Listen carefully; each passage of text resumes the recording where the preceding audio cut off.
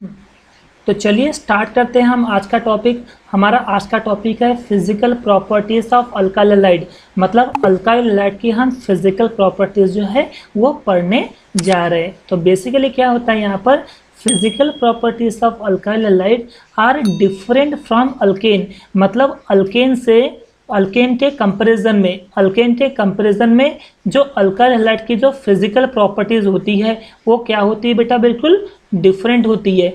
Alkyl halide की जो physical properties होती है एज कंपेयर टू अल्केन, वो क्या होती है, हमेशा डिफरेंट होती है। क्यों डिफरेंट होती है, देखो ये जो हमारा जो अल्काइल हैलाइड है, इस अल्काइल हैलाइड में जो कार्बन हैलोजन बॉन्ड होता है, कार्बन एटम और हैलोजन एटम के बीच में जो बॉन्ड बनता है ना बेटा, ये जो बॉन्ड होता है ये रहता है पोलार नेचर का।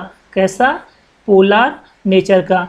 क्यों, क्योंकि यहाँ पर कार्बन पे पार्शियल पॉजिटिव चार्ज कैरी करता है और जो हैलोजन एटम होता है इस पे पार्शियल नेगेटिव चार्ज कैरी करता है। क्योंकि यहाँ पर दोनों के दोनों चार्जेस जो है वो डिफरेंट कैरी कर रहा है, इसलिए इसका जो नेचर है वो पोलर नेचर होता है। और पोलर नेचर रहने के वजह से जो अल्काइल हैलाइड की जो फिजिकल प्रॉपर्टीज होती है वो अल्केन से डिफरेंट होती है ना।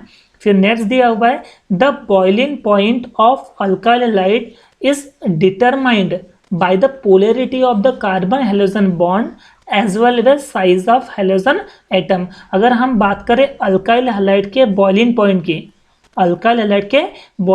की, तो हम इसको दो तरीके से डिटरमाइन कर सकते हैं। भाई अल्काइल हैलाइड की जो बॉइलिंग पॉइंट है उसको हम दो तरीके से डिटरमाइन कर सकते हैं। पहला तो ये कि जो कार्बन हैलोजन बॉन्ड की जो पोलैरिटी है वो क्या होती है, मतलब कार्बन और हैलोजन एटम की जो पोलैरिटी है, इस पोलैरिटी के थ्रू भी हम boiling point of alkyl halide को डिटरमाइन कर सकते हैं। और दूसरा हैलोजन एटम के साइज पर, मतलब हैलोजन एटम का साइज क्या है और कार्बन हैलोजन की पोलैरिटी क्या है, हम इन दोनों तरीके से अल्काइल हैलाइड की बॉइलिंग पॉइंट को क्या कर सकते हैं, हम डिटरमाइन कर सकते हैं। तो ये थी हमारी physical properties of alkyl halide. चलो फटाफट से इसको नोट डाउन कर लो। ओके, चलिए नेक्स्ट टॉपिक है हमारा नेचर ऑफ इंटरमॉलिक्यूलर फोर्सेस। कौन सा बेटा, नेचर ऑफ इंटरमॉलिक्यूलर फोर्सेस। क्या दिया हुआ है, halogen like bromine, chlorine, iodine and fluorine are more electronegative than carbon. अगर हम बात करें अल्काइल हैलाइड की, ध्यान से समझना बेटा हाँ कॉन्सेप्ट को। अगर हम बात करें अल्काइल हैलाइड की, तो इस अल्काइल हैलाइड में जो कार्बन और हैलोजन बॉन्ड है, ये जो अल्काइल हैलाइड है ना बेटा, इस अल्काइल हैलाइड में कहना है कि कार्बन हैलोजन बॉन्ड है, तो इसमें जो हैलोजन एटम जो होता है ये बहुत ज़्यादा मोर इलेक्ट्रोनेगेटिव होता है। ये बहुत ज़्यादा क्या होता है बेटा, मोर इलेक्ट्रोनेगेटिव। ओके, ये बात आपको अच्छे से याद रखना है कि जो अल्काइल हैलाइड में जो कार्बन हैलोजन बॉन्ड होता है उसमें से जो हैलोजन एटम जो होता है ये सबसे ज़्यादा इलेक्ट्रोनेगेटिव का रहता है। ओके, कार्बन के कंपैरिजन में हैलोजन एटम जो है ये बहुत ज़्यादा इलेक्ट्रोनेगेटिव होता है, राइट। देन सेकेंड है, carbon halogen bond in alkyl halide is a polar covalent bond because carbon atom carry a partial positive charge while the halogen carry a partial negative charge। देखो बेटा हमने क्या बोले कि भाई ये जो अल्काइल हैलाइड है ना, इस अल्काइल हैलाइड का क्या है, कार्बन और हैलोजन बॉन्ड है, राइट। अभी जो कार्बन हैलोजन बॉन्ड किसका बेटा, अल्काइल हैलाइड का। मैं बार बार रिपीट कर रहा हूँ बेटा, कार्बन हैलोजन बॉन्ड जो है वो किसका है, अल्काइल हैलाइड का। तो ये बॉन्ड कैसा है, बेसिकली ये है पोलर कोवेलेंट बॉन्ड। कैसा बेटा, पोलर कोवेलेंट बॉन्ड होता है। अब बात करें यहाँ पर पोलर कोवेलेंट बॉन्ड में, तो ये जो इसमें जो कार्बन एटम है, ये कार्बन एटम कैरी करता है बेटा पार्शियल पॉजिटिव चार्ज। क्या कैरी करता है, पार्शियल पॉजिटिव चार्ज, जिसमें यहाँ पर हैलोजन एटम जो है ये पार्शियल नेगेटिव चार्ज जो कैरी करता है। क्योंकि यहाँ पर दो डिफरेंट चार्जेस का डेवलपमेंट हो रहा है, इसलिए इसका नेचर कैसा है, पोलर नेचर। और यहाँ पर जो बॉन्ड बन रहा है वो कौन सा बन रहा है, पोलर कोवेलेंट बॉन्ड। तो हमेशा ये बात याद रखना है कि जो अल्काइल हैलाइड में जो कार्बन हैलोजन बॉन्ड जो होता है वो हमेशा पोलर कोवेलेंट बॉन्ड होता है, और कार्बन कार्बन एटम जो है ये हमेशा पार्शियल पॉजिटिव चार्जेस को कैरी करेगा, जबकि हाइड्रोजन एटम जो है ये पार्शियल नेगेटिव चार्ज को क्या करेगा, कैरी करेगा। बात समझ में आ रही बेटा आपको। इसका नेक्स्ट पॉइंट है size of the hydrogen atom increase from fluorine to iodine. तो क्या होता है बेटा कि जो हाइड्रोजन एटम का जो साइज है, हाइड्रोजन एटम के जो साइज है वो इंक्रीज होता है। तो भाई हाइड्रोजन एटम के साइज इंक्रीज तो होते हैं, पर कहाँ से कहाँ तक इंक्रीज होते हैं, फ्लोरीन से आयोडीन। मतलब पहले आएगा बेटा फ्लोरीन, फ्लोरीन के बाद में आएगा क्लोरीन, क्लोरीन के साथ में बाद में आएगा ब्रोमीन, और ब्रोमीन के बाद में आएगा आयोडीन। तो जो हाइड्रोजन एटम का जो साइज है ना बेटा वो इंक्रीज होता है। क्या होता है बेटा, इंक्रीज होता है। कहाँ से कहाँ तक इंक्रीज होता है, फ्लोरीन से आयोडीन से, है ना, फ्लोरीन से आयोडीन तक, फ्लोरीन से आयोडीन तक जो हाइड्रोजन एटम का साइज जो है वो क्या होता है, इंक्रीज होता है। इसके वजह से ही जो कार्बन और हाइड्रोजन एटम का जो बॉन्ड लेंथ है वो भी क्या होती है, इंक्रीज होती है। बात समझ में आ रहा है। चलो नेक्स्ट क्या दिया हुआ है बेटा, some typical bond length, bond enthalpy and dipole moment of carbon hydrogen bonds are given in table. देखो यहाँ पर सबसे ऊपर में आपको एक टेबल दिख रहा है बेटा ये टेबल। तो अगर आप इस टेबल को ध्यान से देखोगे ना बेटा तो इसमें क्या क्या दिया हुआ है, एक दिया हुआ बेटा बॉन्ड लेंथ, दूसरा दिया है बॉन्ड एंथैल्पी, और तीसरा दिया है डायपोल मोमेंट। और ये जो बॉन्ड लेंथ जो है वो किस में दिया है, वो दिया है पिकोमीटर में। कितना, पिकोमीटर में। और अगर मैं बात करूँ पिको की तो ये 10 टू द पावर -12 मीटर होता है ना। और बात करें अपन बॉन्ड एंथैल्पी की तो बॉन्ड एंथैल्पी जो है वो रहेगा बेटा हमेशा किलोजूल मोल इनवर्स में। किसमें, किलोजूल मोल इनवर्स। और डायपोल मोमेंट की अगर बात करें अपन ना तो डायपोल मोमेंट किस में रहता है, ये हमेशा डीबी में रहता है। ठीक है ना, मतलब बॉन्ड लेंथ की यूनिट किस में अपन मेजर करेंगे, पिकोमीटर में। बॉन्ड एंथैल्पी को हम किस में मेजर करेंगे, किलोजूल मोल इनवर्स में। और डायपोल मोमेंट को हम किस में मेजर करेंगे, डीबी में, है ना। तो अगर बात करें हम मिथाइल फ्लोराइड की तो मिथाइल फ्लोराइड की जो बॉन्ड लेंथ है वो कितनी है, 139 पिकोमीटर। और अगर बात करें हम अपन बॉन्ड एंथैल्पी तो कितना है, 452, मतलब 452 किलोजूल मोल इनवर्स। और बात करें अपन डायपोल मोमेंट की तो ये है 1.847 डीबे, किसकी, मिथाइल फ्लोराइड की। अगर बात करें अपन मिथाइल क्लोराइड की तो मिथाइल क्लोराइड का जो बॉन्ड लेंथ होता है वो होता है 178 पिकोमीटर, और बॉन्ड एंथैल्पी जो है वो 351 किलोजूल मोल इनवर्स है। और इसका जो डायपोल मोमेंट जो है वो है 1.860 डीबी। और बात करें हम मिथाइल ब्रोमाइड की तो मिथाइल ब्रोमाइड की जो बॉन्ड लेंथ है वो है 193, और बॉन्ड एंथैल्पी जो है वो 293 किलोजूल मोल इनवर्स। और जो डायपोल मोमेंट है इसका वो है 1.830। और लास्ट में अगर बात करें हम मिथाइल आयोडाइड की तो मिथाइल आयोडाइड के बीच में जो बॉन्ड लेंथ जो बनता है वो रहता है 214, मतलब 214 पिकोमीटर। और बात करें हम बॉन्ड एंथैल्पी की तो ये 234 किलोजूल मोल इनवर्स होती है। और बात करें हम डायपोल मोमेंट की तो 1.636 जो है ये रहती है डायपोल मोमेंट। किसके लिए बेटा, मिथाइल आयोडाइड के लिए। चलो फटाफट से इसको नोट डाउन कर लो। ओके,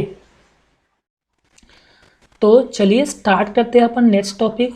और नेक्स्ट टॉपिक है हमारा boiling point of alkyl halide. कौन सा बेटा, boiling point of alkyl halide. तो चलो एक एक पॉइंट जो है यहाँ पर सारे के सारे पॉइंट जो है हम डिस्कस करते हैं, राइट। तो सबसे पहला हम पॉइंट डिस्कस करते हैं, दिया हुआ है boiling point of alkyl halides are higher than alkane due to higher polarity and higher molecular mass. देखो बेटा ध्यान से समझना है मैं क्या बोल रहा हूँ। देखो अगर मैं बात करूँ अल्केन की, तो अल्केन के कंपैरिजन में जो अल्काइल हैलाइड का जो बॉइलिंग पॉइंट होती है वो हमेशा ज़्यादा होता है। क्या बोले अपन ने, अल्केन के कंपैरिजन में अल्काइल हैलाइड का जो बॉइलिंग पॉइंट जो होता है वो हमेशा क्या होता है, वो हमेशा ज़्यादा होता है। तो कहना कि रीज़न भी तो होगा कि अल्केन के कंपैरिजन में अल्काइल हैलाइड का बॉइलिंग पॉइंट ज़्यादा होता है। तो क्यों होता है, क्यों क्यों क्यों, कुछ ना कुछ तो रीज़न होगा ना। तो रीज़न ये है बेटा कि जो अल्काइल हैलाइड का जो पोलैरिटी है, अल्काइल हैलाइड की जो पोलैरिटी है और अल्काइल हैलाइड का जो मॉलिक्यूलर मास है, अल्काइल हैलाइड का जो मॉलिक्यूलर मास होता है, ये हमेशा क्या होते हैं, हायर होते हैं। किसके कंपैरिजन में, अल्केन के कंपैरिजन में। बात समझ में आ रही क्या बेटा, देखो क्या बोले अपने, अल्केन के कंपैरिजन में, अल्केन के कंपैरिजन में अल्काइल हैलाइड का जो बॉइलिंग पॉइंट जो होता है वो हमेशा ज़्यादा होता है। क्यों, क्योंकि अल्काइल हैलाइड की पोलैरिटी और अल्काइल हैलाइड का जो मॉलिक्यूलर मास होता है वो हमेशा ज़्यादा होता है। बात समझ में आ रही है। चलो नेक्स्ट पॉइंट क्या दिया हुआ है, दिया हुआ है with in alkyl halides, with in alkyl halide the boiling point increase with increase atomic mass of halogen because magnitude of van der Waals force increase with increase in size and mass of halogen atom। देखो क्या बोल रहा है, अगर बात करें अपन particular alkyl halide की, बात करें हम पर्टिकुलर अल्काइल हैलाइड की, तो क्या है बेटा यहाँ पर कि जो बॉइलिंग पॉइंट जो है, बॉइलिंग पॉइंट क्या हो रहा है बेटा, इंक्रीज हो रहा है। बात को समझना अच्छे से, बॉइलिंग पॉइंट क्या हो रहा है, इंक्रीज हो रहा है। तो बॉइलिंग पॉइंट इंक्रीज हो रहा है तो हैलोजन एटम का जो एटॉमिक मास है, हैलोजन एटम का जो एटॉमिक मास जो है वो भी क्या हो रहा है बेटा, इंक्रीज हो रहा है, मतलब बढ़ रहा है। क्या बोलिए अपन ने, अल्काइल हैलाइड के अंदर, अल्काइल हैलाइड के अंदर जब बॉइलिंग पॉइंट अगर इंक्रीज हो रहा है तो बॉइलिंग पॉइंट इंक्रीज हो रहा है, इसका मतलब उसका जो एटॉमिक मास जो हैलोजन एटम का वो भी क्या हो रहा है बेटा, इंक्रीज होता है। तो कहना कहीं इनके बीच में कौन सा प्रोपोर्शनल है बेटा, डायरेक्टली प्रोपोर्शनल है। क्यों, क्योंकि बॉइलिंग पॉइंट बढ़ रहा है तो उसका एटॉमिक मास भी क्या है, बढ़ रहा है ना। क्यों बढ़ रहा है, because magnitude of van der Waals force increase. तो इनका जो van der Waals फोर्स का जो मैग्नीट्यूड होता है, van der Waals फोर्स का जो मैग्नीट्यूड होता है वो भी क्या होता है बेटा, इंक्रीज होता है। van der Waals फोर्स का जो मैग्नीट्यूड होता है वो इंक्रीज होता है, तो उसका जो साइज है वो भी क्या होता है बेटा, इंक्रीज। और साइज इंक्रीज होता है तो कहना कि हैलोजन का जो मास होता है वो भी क्या होता है बेटा, इंक्रीज। बात समझ में आ रही है। देखो क्या बोले अपन ने, भाई जो पॉलिंग अल्काइल हैलाइड में जो बॉइलिंग पॉइंट इंक्रीज हो रहा है तो उसका जो एटॉमिक मास जो है हैलोजन का वो भी इंक्रीज हो रहा है। इसका मतलब इनके बीच में कौन सा प्रोपोर्शनल साइन है, डायरेक्टली प्रोपोर्शनल है, राइट। तो जिसके वजह से जो van der Waals फोर्स का जो मैग्नीट्यूड होता है, van der Waals फोर्स का जो मैग्नीट्यूड होता है वो भी क्या हो रहा है बेटा, इंक्रीज। तो van der Waals फोर्स का जो मैग्नीट्यूड है वो इंक्रीज हो रहा है, तो कहने के उसका जो साइज है वो भी क्या हो रहा है बेटा, इंक्रीज। और साइज इंक्रीज हो रहा है तो साथ में मास भी क्या हो रहा है, इंक्रीज होता है। तो साइज और मास दोनों के दोनों इंक्रीज हो रहा है। कब इंक्रीज हो रहा है, van der Waals force of का जो मैग्नीट्यूड है वो भी क्या हो रहा है, इंक्रीज हो रहा है। Hence boiling point of alkyl halide decrease in the order. तो अल्काइल हैलाइड का जो बॉइलिंग पॉइंट है वो किस तरह से डिक्रीज होगा, देखो सबसे ज़्यादा रहेगा बेटा आयोडीन का, मतलब आयोडाइड का सबसे ज़्यादा बॉइलिंग पॉइंट रहेगा, उससे कम रहेगा ब्रोमाइड का, और उससे कम रहेगा क्लोराइड का, और सबसे कम रहेगा फ्लोराइड का। तो जो अल्काइल हैलाइड का जो बॉइलिंग पॉइंट है देखो कुछ इस तरह से डिक्रीज हो रहा है, मतलब सबसे ज़्यादा किसका है, सबसे ज़्यादा है आयोडाइड का, फिर उससे कम किसका है, ब्रोमाइड का, और उससे कम किसका बेटा, क्लोरीन का, और सबसे ज़्यादा कम किसका बेटा, फ्लोराइड का। अगर बात करें अपन यहाँ पर चार्ट की तो देखो, अगर अपन बात करें फ्लोराइड की तो देखो फ्लोराइड का जो बॉइलिंग पॉइंट बहुत कम है 194.6, देखो कितना कम है। जबकि इससे थोड़ा ज़्यादा है क्लोरीन का, देखो 248.8, और इससे थोड़ा बड़ा है किसका, मिथाइल ब्रोमाइड का, है ना, मतलब ब्रोमो का, देखो 276। और सबसे ज़्यादा बॉइलिंग पॉइंट किसका है बेटा, आयोडीन का, कितना 315.4। तो देखो कुछ इस तरह से जो है डिक्रीज हो रहा है, आयोडीन से ब्रोमीन, ब्रोमीन से फ्लोरीन, फ्लोरीन से फ्लोरीन, कुछ इस तरह से जो है वो डिक्रीज हो रहा है ना। और बात करें अपन नेक्स्ट पॉइंट की, तो यहाँ पर अगर मैं पर्टिकुलर किसी एक हैलोजन एटम को लूँ, पर्टिकुलर मैं किसी एक हैलोजन एटम को लूँ तो बॉइलिंग पॉइंट इंक्रीज होता है। कब इंक्रीज होता है, जब कार्बन नंबर जो है वो इंक्रीज हो रहा है, मतलब एक कार्बन एटम रहा तो बॉइलिंग पॉइंट इंक्रीज होगा, और जैसे जैसे कार्बन एटम बढ़ाते जाओगे तो बॉइलिंग पॉइंट और ज़्यादा बढ़ते जाएगा, और कार्बन एटम अगर मैंने बढ़ा दिया तो और बॉइलिंग पॉइंट इंक्रीज होगा, और कार्बन एटम बढ़ाऊंगा तो बॉइलिंग पॉइंट। इसका मतलब ये है बेटा कि नंबर ऑफ कार्बन एटम अगर इंक्रीज होता है, number of carbon atom number of carbon atom जो है वो इंक्रीज हो रहा है, तो साथ में जो बॉइलिंग पॉइंट जो है अल्कलाइट का वो भी क्या हो रहा है बेटा, इंक्रीज। मतलब नंबर ऑफ कार्बन एटम और बॉइलिंग पॉइंट के बीच में कौन सा प्रोपोर्शनल आ गया, डायरेक्टली प्रोपोर्शनल। बॉइलिंग पॉइंट बढ़ेगा तो नंबर ऑफ कार्बन एटम बढ़ेगा। तो जैसे जैसे आप कार्बन एटम को बढ़ाते जाओगे, एक कार्बन एटम को बढ़ाते जाओगे, फिर सेकंड कार्बन एटम लोगे, फिर 3 कार्बन एटम लोगे, फिर 4 कार्बन एटम, मतलब जैसे जैसे आप कार्बन एटम को बढ़ाते जाओगे तो बॉइलिंग पॉइंट जो है वो भी बढ़ते जाएगा। देखो हमने टेबल में यहाँ पर दिखा भी दिए, देखो पहला एक कार्बन एटम है तो एक कार्बन एटम के लिए बॉइलिंग पॉइंट कितना है 248, और यहाँ पर कार्बन एटम और बढ़ा दिए अपन ने, 2 कर दिए तो 285। देखो बॉइलिंग पॉइंट क्या हो रहा है, इंक्रीज हो रहा है। फिर अपन ने यहाँ पर 3 कार्बन एटम ले लिए, देखो 320 हो गया। और अगर यहाँ पर अपने लास्ट में क्या लिए, 4 कार्बन एटम ले लिए, तो देखो बॉइलिंग पॉइंट कितना हो गया 351.5। मतलब जैसे जैसे आप कार्बन एटम को बढ़ाते जाओगे वैसे वैसे इसका बॉइलिंग पॉइंट भी क्या होता जाएगा, बढ़ते जाएगा। इनके बीच में कौन सा प्रोपोर्शनल है, directly proportional. Number of carbon atom को जितना ज्यादा बढ़ाओगे बॉइलिंग पॉइंट भी उतना ज्यादा बढ़ते जाएगा। चलो बात समझ में आई बेटा। तो नेक्स्ट पॉइंट अपन डिस्कस करते हैं। For isomeric alkyl halide boiling point decrease with increase branch. अगर बात करें अपन आइसोमर्स की, तो देखो बेटा आइसोमर्स क्या होता है, same molecular formula, same molecular formula, और डिफरेंट क्या होता है बेटा, structural formula, different structure formula. तो अगर हम बात करें अल्काइल हैलाइड के आइसोमर की, तो चलो मैं कोई एक एग्जांपल ले लेता हूँ, है ना। तो एग्जांपल ले लेता हूँ मैं कौन सा, C4H9Br का एग्जांपल ले लेता हूँ। किसका बेटा, C4, देखो C4H9Br, ये मैंने एक अल्काइल हैलाइड ले लिया। अब इसको हमारे को बनाना है आइसोमर, इसके आइसोमर बनेंगे। तो एक बनेगा नॉर्मल, एक बनेगा आइसो, और एक बनेगा नियो, है ना। चलो एक एग्जांपल दे देते हैं अपन। देखो ये पहला एग्जांपल जो दिख रहा है आपको, CH3 CH2 CH2 CH2 Br, है ना। देखो C4H9Br दिख रहा है आपको।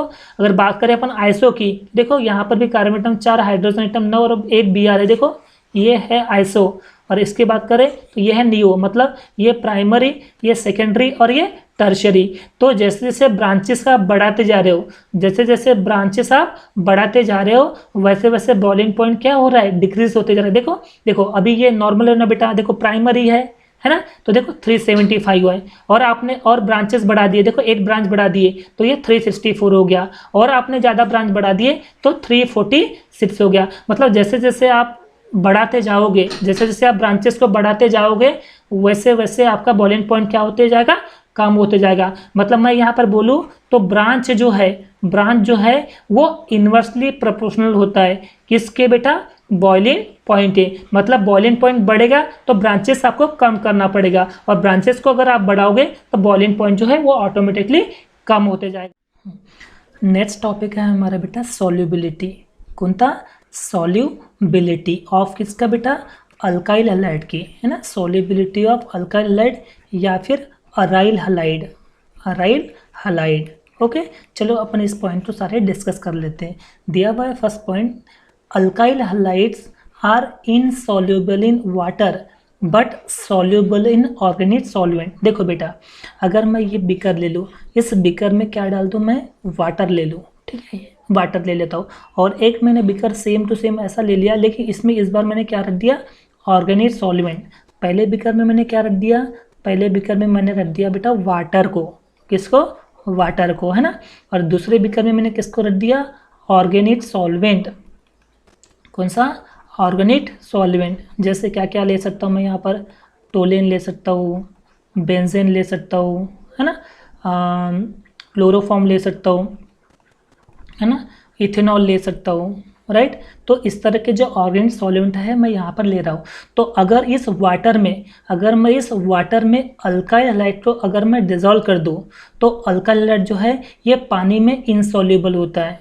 क्या होता है बेटा, पानी में इनसॉल्युबल होता है। कौन, अल्काइल हैलाइड जो है ये पानी में इनसॉल्युबल होता है। लेकिन अगर मैं वही अल्काइल हैलाइड को इस ऑर्गेनिक सॉल्वेंट में अगर डिजोल्व कर दूं तो ये बड़े आसानी से क्या हो जाएगा बेटा, सॉल्युबल हो जाएगा। क्या हो जाएगा, सॉल्युबल हो जाएगा। मैं क्या बोल रहा हूँ कि भाई जो अल्काइल हैलाइड जो है ये वाटर में इनसॉल्युबल होता है, लेकिन ऑर्गेनिक सॉल्वेंट में क्या होता है, सॉल्युबल होता है, राइट। तो इसके पीछे कोई ना कोई रीज़न होगा। तो यहाँ पर क्या होता है बेटा कि जो अल्काइल हैलाइड जो है ये अल्काइल हैलाइड की एक वीकनेस होती है। यहाँ पर क्या होती है, वीकनेस। तो इस अल्काइल हैलाइड के वीकनेस मतलब इनएबिलिटी, उसके अंदर इतनी एबिलिटी नहीं है कि वहाँ पर प्रॉपर तरीके से अल्काइल हैलाइड को वाटर के साथ में क्या कर पाए, डिजोल्व कर पाए, है ना। जिसकी वजह से क्या होता है यहाँ पर कि जो वाटर के साथ में जो है ये हाइड्रोजन बॉन्ड का फॉर्मेशन करता है। वाटर के साथ में क्या करता है, हाइड्रोजन बॉन्ड का फॉर्मेशन होता है ना।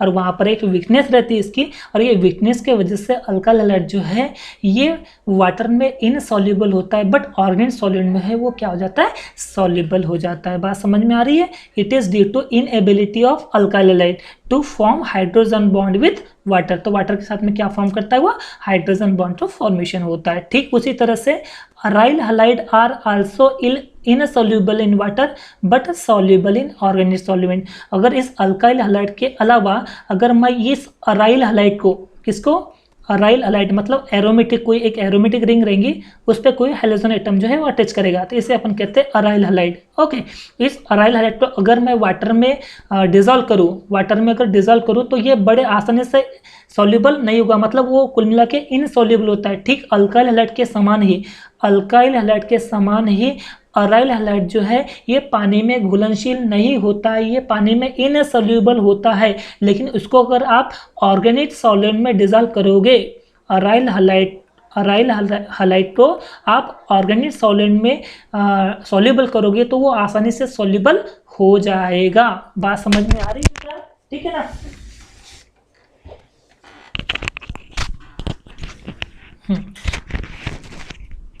नेक्स्ट पॉइंट है हमारा, दिया हुआ है melting point of para isomer is quite high compare to that of ortho और meta isomer. This is because of its symmetrical structure. देखो बेटा, मैंने आपको ऑलरेडी जो है ये पोजीशन जो है ये बता चुका हूँ। क्या था बेटा पोजीशन? बेसिकली देखो, ये जो मैंने यहाँ पर आपको पोजीशन जो बताया, ये पोजीशन बेसिकली 3 बताया। कितनी? 3। 8 कौन सा बताया मैंने? ऑर्थो। 8 बताया था बेटा मेटा, और 8 बताया था आपको पैरा, है ना। ऑर्थो का सिंबल क्या होता है? O, मेटा का सिंबल क्या होता है? M, और पैरा का सिंबल क्या होता है? P, right. तो अगर हम बात करें ऑर्थो की, देखो ये वाला जो आपको एग्जाम्पल दिख रहा है, ये वाला, ये जो एग्जाम्पल है, तो ये पोजीशन दिखोगे तो 1,2 की जो पोजीशन रहती है उसे अपन कहते हैं ऑर्थो। क्या कहते हैं बेटा? ऑर्थो। और ये जो 1,3 की जो पोजीशन रहती है उसे अपन कहते हैं बेटा मेटा। और 1,4 की जो पोजीशन होती है उसे हम कहते हैं पैरा। तो हम बात करें अगर मेल्टिंग पॉइंट की, किसकी? मेल्टिंग पॉइंट की, तो जो पैरा आइसोमर का जो मेल्टिंग पॉइंट जो रहता है ये बहुत ज़्यादा होता है। किससे बहुत ज़्यादा होता है? As compare to meta isomer and ortho isomer. क्या बोले अपने कि जो पैरा आइसोमर का जो मेल्टिंग पॉइंट होता है ये बहुत ज़्यादा होता है एज कंपेयर टू किसका? Meta isomer and ortho isomer. देखो यहाँ पर अगर मैं आपको दिखाऊँ रेशियो, तो देखो मेल्टिंग पॉइंट ऑर्थो का देखो 256 है, राइट, और मेटा का जो है ये 249 है। बट पैरा का आप देखोगे तो पैरा का मेल्टिंग पॉइंट देखो इनसे बहुत ज़्यादा है, 323। बात समझ में आ रही है? 323 केल्विन है इनके कंपेरिजन में, बहुत ज़्यादा। ठीक है ना। तो देखो वही लिखा हुआ है, क्या दिया हुआ है? Melting point of para isomer is quite high as compare to that of ortho and meta isomer. This is because of its symmetrical structure. और ऐसा क्यों होता है? क्योंकि पैरा का जो स्ट्रक्चर होता है वो क्या होता है? सिमेट्रिकल। देखो 1,4 ऐसे लो या 1,4 ऐसे लो, तो ये है स्ट्रक्चर सिमेट्रिकल। और सिमेट्रिकल के रहने के वजह से जो पैरा का जो मेल्टिंग पॉइंट होता है वो बहुत ज़्यादा है एज कम्पेयर टू किसके? मेटा के और ऑर्थो के। तो ये था हमारा solubility of alkyl halide and aryl halide. I hope ये टॉपिक आपको बहुत अच्छे से क्लियर हो गया होगा, है ना। तो चलो फटाफट से इसको नोट डाउन कर लो। ओके, नेक्स्ट हमारा टॉपिक बेटा यहाँ पे प्रॉब्लम दिया हुआ है ना। प्रॉब्लम नंबर 1 जो है अपने लेक्चर नंबर 5 में ऑलरेडी डिस्कस कर चुके हैं। अभी प्रॉब्लम नंबर 2 देख रहे हैं। दिया हुआ है arrange the following compound in order of increase in boiling points, है ना, increase in boiling points, bromomethane, chloromethane, dibromomethane और ब्रोमोफॉर्म। बेसिकली क्या है बेटा, क्वेश्चन में ये बोल रहा है, क्वेश्चन में बोल रहा है कि आपको कुछ कंपाउंड दिया हुआ है। क्या दिया हुआ है? कंपाउंड दिया हुआ है। पहला कौन सा है? ब्रोमोमीथेन। कौन सा? ब्रोमोमीथेन। तो बात करें अपन ब्रोमोमीथेन की, तो ये होता है बेटा BrCH3। BrCH3 क्या है? ये है बेटा ब्रोमोफॉर्म। कौन सा? ब्रोमोफॉर्म। ओके, फिर बोल रहा है क्लोरोमीथेन। कौन सा? क्लोरोमीथेन। तो ClCH3, ClCH3, तो ये हो गया बेटा कौन सा? क्लोरोमीथेन, है ना, क्लोरोमीथेन। ठीक है ना। देन बोल रहा है कौन सा? डाइब्रोमोमीथेन। डाइब्रोमो में ब्रोमो कितने रहेंगे? 2, है ना, और फिर रहेगा बेटा 2 ब्रोमो और CH2, तो इसको अपन कहेंगे बेटा डाइब्रोमोमीथेन, डाइब्रोमोमीथेन। ठीक है ना। और फिर क्या है उसके बाद में? ब्रोमोफॉर्म। तो ब्रोमोफॉर्म को अपन क्या कहते हैं? CHBr3, CHBr3, इसे हम कहते हैं ब्रोमोफॉर्म। ठीक है ना। देखो क्वेश्चन में आपको ये जो है ये सब कंपाउंड दिए हुआ है और बोल रहा है कि आपको इंक्रीज इन बॉइलिंग पॉइंट में आपको क्या करना है? आपको अरेंज करना है इन कंपाउंड को।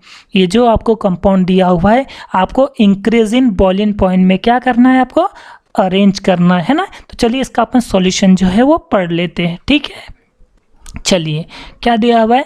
The comparative boiling point of halogen derivatives are mainly related with van der Waals force of attraction which depend upon the molecular size. तो बेसिकली अगर अपन हैलोजन डेरिवेटिव के बॉइलिंग पॉइंट की अगर कंपेरेटिव करें, अगर अपन हैलोजन डेरिवेटिव के बॉइलिंग पॉइंट अगर अपन कंपेरेटिव करें, तो बेसिकली वो किस पे डिपेंड होता है? मॉलिकुलर साइज पे डिपेंड होता है। किस पे?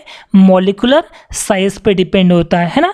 In the present case all the compound contain only 1 carbon. अगर हम इन चारों केस में जो आपको यहाँ पर केसेस दिखाई दे रहे हैं, जो आपको कंपाउंड दे रहे हैं, तो सारे के सारे कंपाउंड होगा और देखोगे तो यहाँ पर बेसिकली सब में कार्बन एटम देखो सिर्फ एक है। देखो यहाँ पर भी कार्बन एटम एक है, यहाँ पर कार्बन एटम एक है, यहाँ पर भी कार्बन एटम एक है, यहाँ पर भी कार्बन एटम एक है। तो सभी के सभी केस में क्या है? कार्बन एटम सिर्फ एक ही है। देखो in the present case all the compounds contain only 1 carbon, है ना। तो ये जो केस आपको जो दिखाई दे रहा है, मतलब जो कंपाउंड दिख रहा है, हर कंपाउंड में सिर्फ एक कार्बन एटम जो है वो कंटेन कर रहा है ना। Therefore molecular size depend upon the size of halogen and number of halogen atom present. मतलब इसका जो मॉलिकुलर साइज जो है, मॉलिकुलर साइज जो है वो किस पे डिपेंड कर रहा है? पहली बात तो ये कि जो हैलोजन एटम का साइज क्या है, हैलोजन एटम का साइज क्या है। दूसरा, कितने नंबर ऑफ हैलोजन एटम लगे हुए, कितने नंबर ऑफ हैलोजन एटम लगे। क्या बोले अपने? तो बेसिकली जो मॉलिकुलर साइज जो है हैलोजन डेरिवेटिव का, जो मॉलिकुलर साइज जो है वो बेसिकली 2 चीज़ों पे डिपेंड करता है। पहली बात तो ये कि जो हैलोजन एटम जो लगा हुआ है उसका साइज क्या है, और कितने नंबर ऑफ हैलोजन एटम जो है वो लगे हुए, उसके आधार पर ये हम बॉइलिंग पॉइंट को इंक्रीजिंग ऑर्डर में क्या कर पाएंगे? अरेंज कर पाएंगे, है ना। तो ये आपको जो है बेटा ये आपको भूलना नहीं है ना। सबसे पहला क्या बोले अपन ने? हैलोजन एटम का साइज, और दूसरा क्या बोले अपन ने? इंक्रीजिंग, है ना, नंबर ऑफ जो हैलोजन एटम जो है वो ज़्यादा होना चाहिए, नंबर ऑफ हैलोजन एटम जो है वो ज़्यादा रहना चाहिए। बस ये बात को ध्यान में रखना है ना। तो हमारे पास कितने कंपाउंड है बेटा? 4 कंपाउंड है, राइट। तो 4 कंपाउंड में आप देखोगे तो जो CHBr3 जो है, CH3Br मतलब क्या हो गया बेटा? ब्रोमोफॉर्म। कौन सा? ब्रोमोफॉर्म। तो इस ब्रोमोफॉर्म में आप देखोगे तो हैलोजन एटम कितने बेटा? देखो 3 है, 3 है। तो इसका मतलब इसका बॉइलिंग पॉइंट सबसे ज़्यादा होगा बेटा। अरे क्या बोले कि जो मॉलिकुलर साइज जो है ये 2 चीज़ों पे डिपेंड करता है ना। पहली बात तो ये कि हैलोजन एटम का साइज कितना है, मतलब साइज क्या है, और नंबर ऑफ हैलोजन एटम कितने हैं। तो देखो बेसिकली इसका हैलोजन एटम ज़्यादा है, यहाँ पर 3 हैलोजन एटम है ना बेटा, इसलिए इसका बॉइलिंग पॉइंट जो है वो ज़्यादा होगा, राइट। उसके बाद में किसका होगा बेटा? CH2Br2। किसका बेटा? CH2Br2 मतलब डाइब्रोमोमीथेन का होगा, राइट, डाइब्रोमोमीथेन, है ना। अब डाइब्रोमोमीथेन से भी थोड़ा कम जो है वो किसका होना चाहिए बेटा? होना चाहिए मिथाइल ब्रोमाइड, CH3Br मतलब ब्रोमोमीथेन। और सबसे कम बॉइलिंग पॉइंट जो है वो किसका होगा बेटा? वो होगा बेटा आपका CH3Cl मतलब क्लोरोमीथेन। क्या बोलते बेटा इसको? क्लोरोमीथेन। बात समझ में आ गई है ना? देखो ध्यान से देखो बेटा, अगर आप यहाँ पर इस कंपाउंड को अगर आप ध्यान से देखोगे तो आपको यहाँ पर दिखाई देगा कि ये जो ब्रोमोफॉर्म है, ये जो ब्रोमोफॉर्म है ना बेटा, इस ब्रोमोफॉर्म में हेलोजन एटम कितने बेटा? हेलोजन एटम यहाँ पर 3 है ना। और ये डायब्रोमोमीथेन में आप देखोगे तो यहाँ पर हेलोजन एटम कितने बेटा? 2 है। और इस आप ब्रोमोमीथेन में देखोगे तो यहाँ पर हेलोजन एटम कितने बेटा? 1 है। और इस क्लोरोमीथेन में देखोगे तो हेलोजन एटम यहाँ पर भी कितने? 1 है। तो सबसे ज़्यादा बॉइलिंग पॉइंट किसका रहेगा बेटा? ब्रोमोफॉर्म का रहेगा। अरे सबसे ज़्यादा सबसे ज़्यादा जो बॉइलिंग पॉइंट रहेगा वो किसका रहेगा? ब्रोमोफॉर्म का रहेगा बेटा। फिर उससे कम किसका रहेगा बेटा? डायब्रोमोमीथेन का। उससे कम बेटा ब्रोमोमीथेन का। और सबसे कम किसका रहेगा बेटा? क्लोरोमीथेन का। तो ये था हमारे क्वेश्चन का सॉल्यूशन। तो चलो इसको फटाफट से नोट डाउन कर लो। और आज का जो लेक्चर है, लेक्चर नंबर 7 जो है, आज यहीं पे अपन यहाँ पर एंड करते हैं। ओके बेटा, थैंक यू सो मच।